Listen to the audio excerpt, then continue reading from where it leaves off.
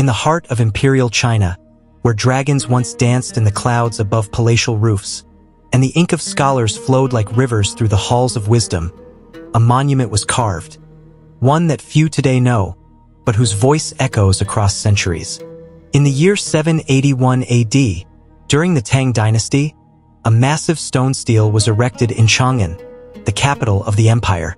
Standing 10 feet tall, crowned with a cross above lotus petals, the Nestorian Stele tells the story of a religion born far to the west, Christianity, and how it came to be embraced by the emperors of China. This was no outsider's tale.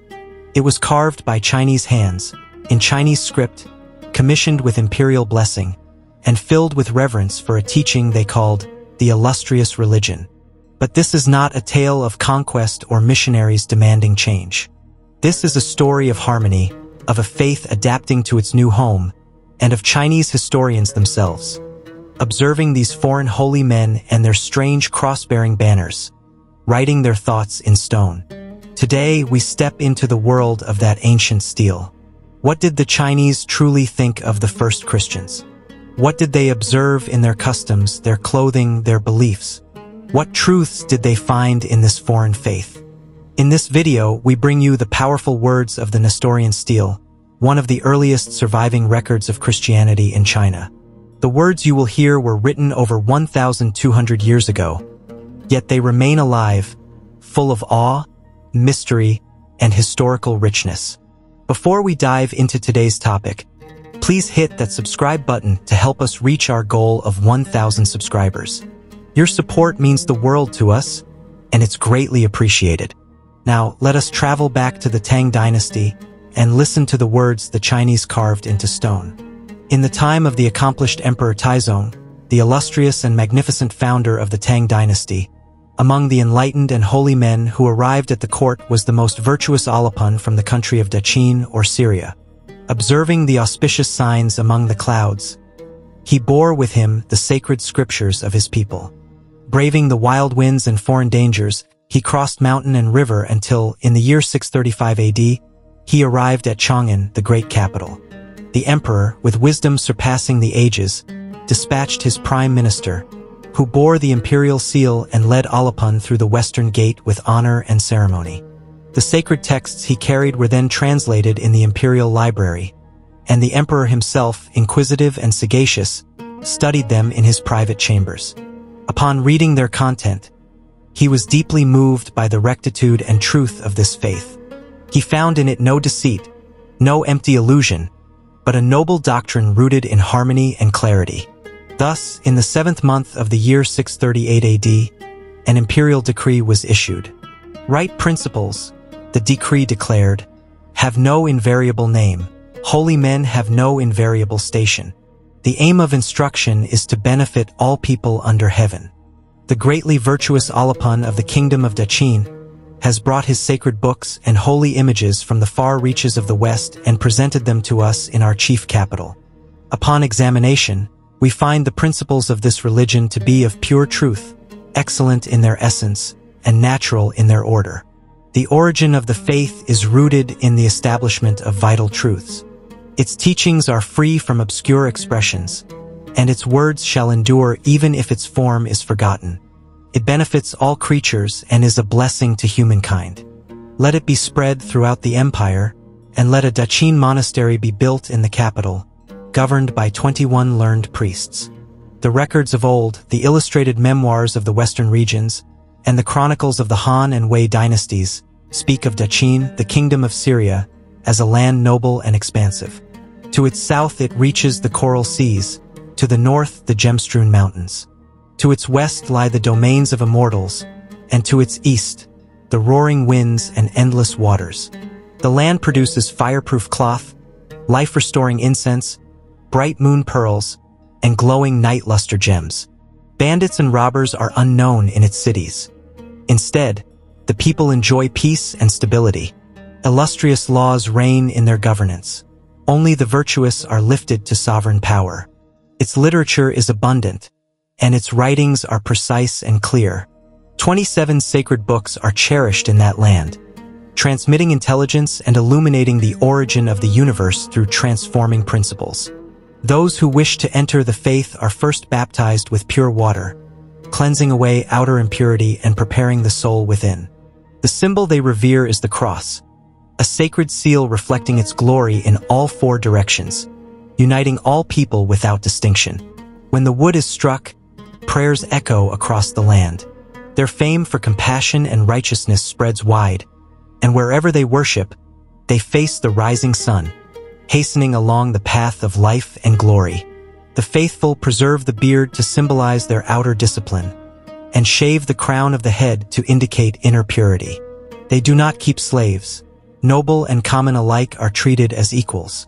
They do not hoard wealth, but place all their possessions into a common treasury. They fast in silence, using hunger as a mirror for self-reflection, and they accept restraints in order to heighten their internal clarity. 7 times each day they offer worship and praise, for the living, for the departed. Once every 7 days, they gather in sacrifice to purify the heart and restore their inner light. Behold, the unchangeably true and invisible being, who existed throughout eternity without beginning or end. His mysterious essence surpasses time and form. From the primal void, he moved the substance of the universe and created all that exists. He is more excellent than any spirit or sage, for he is the source of all that is honorable. This is the eternal, true Lord God. Mysterious in essence, he appointed the cross as the sign by which the 4 directions are known. He stirred the primal breath and created the 2 principles of nature. From chaos he shaped heaven and earth.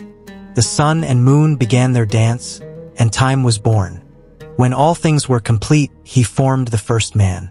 Upon this man he bestowed wisdom, and made him ruler of all things. In those days mankind was pure, full of virtue and harmony, free of selfish desire. But then came the evil one, Satan, who introduced deception and corrupted the heart. Through that single breach, virtue was lost, and man descended into confusion. New sects arose, 365 paths of doctrine, each drawing men further from the truth. Some worshipped stone, others pursued emptiness. Many uttered endless prayers for blessings, while others boasted of self-made virtue. Yet none attained their desire, and all wandered deeper into darkness. Thus, the sacred Trinity, divided in its nature yet united in essence, sent forth the illustrious and honorable Messiah. Hiding his divine nature, he entered the world as a man. The angelic hosts proclaimed his arrival. A virgin conceived and bore the Holy One. In Syria, a radiant star lit the sky, and wise men from Persia followed its gleam to offer tribute. The ancient prophecies, spoken by 24 holy men of old, were fulfilled. The Messiah laid down new principles to guide both household and kingdom. He brought forth the silent power of the pure spirit, the doctrine of the triune. He made virtue the servant of faith. He cleansed away error, separating truth from impurity. He opened the gate of the 3 constant principles: life, justice, and love. Through mercy, he provided the way for the soul to ascend to heavenly mansions. And when his work on earth was done, he returned to his true station in glory. Under the reign of Emperor Gaozong, the heir of Taizong, the sacred religion flourished. Churches of Daqin were built across the provinces. Alapun was honored as the Grand Master of Doctrine, tasked with preserving the teachings and strengthening the nation. The empire grew tranquil, and the people rejoiced. Every city bore the mark of the illustrious faith. The imperial family was blessed with fortune and peace. But times change. In 699 AD, certain monks of the Buddhist persuasion, gaining power, raised opposition in the eastern capital. In 713 AD, slander and ridicule emerged in the west. Yet the faithful endured. Lohan, a noble priest, and others from the Golden Land, lofty in spirit, free from worldly care, held fast to the great principles and preserved the faith in its entirety. In the year 744, the priest Keho, from the kingdom of Syria, turned his gaze eastward, drawn by the influence of China's radiant virtue.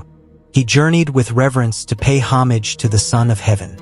The emperor, moved by his sincerity, composed inscriptions for the monastery walls. The stone tablets were carved with imperial script. Bright as ruby clouds, they shone with royal favor. The scriptures of wisdom, suspended like lanterns in the void, reflected the sun's radiance. The generosity of the emperor overflowed, towering higher than the southern hills and deeper than the eastern sea. During the reign of the enlightened Emperor Suzong, the churches were restored in Lingwu and 4 other places. The faith was once more nourished, and blessings began to pour forth. Compassion spread far and wide. The poor were lifted, the sorrowful comforted. The teachings took root and grew, and if the winds and rains are in their seasons, then the world will be at peace. Men shall follow right principles. The living shall prosper, and the dead shall find rest. Thoughts shall align with truth, and the eyes shall see clearly. Such is the noble goal toward which we, the followers of the illustrious religion, continue to strive.